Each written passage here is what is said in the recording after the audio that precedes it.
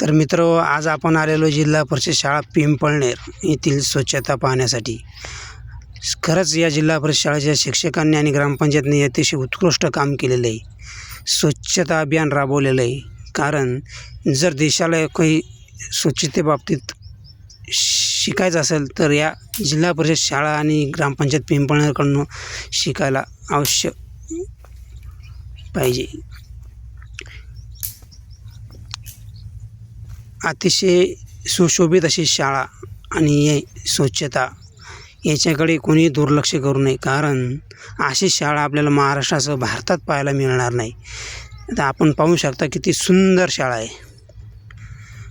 अशी शाळा की जी अतिशय जिल्हास्तरीय किंवा महाराष्ट्रातील राज्यस्तरीय शाळा पहिला नंबर येईल अशी शाळा आहे। आणि शाळा पाहिल्यानंतर असं मन असं सुस्त होतं की किती सुंदर शाळा आहे।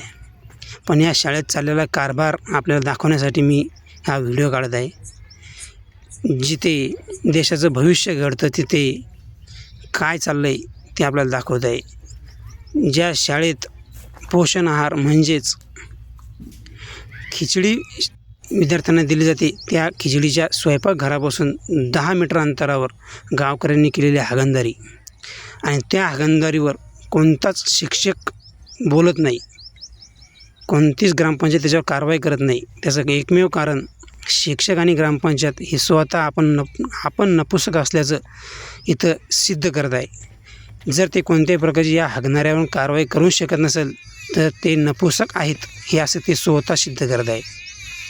आणि मी असे बऱ्याच वेळेस मॅसेज टाकले की बाबा ही हागणदारी होऊन राहिली, इथं गावकरी संडास करत आहे, पण त्याच्यावर कोणतीही कारवाई करत नाही, कारण हे नपुसक असल्याचं इथं सिद्ध होत आहे।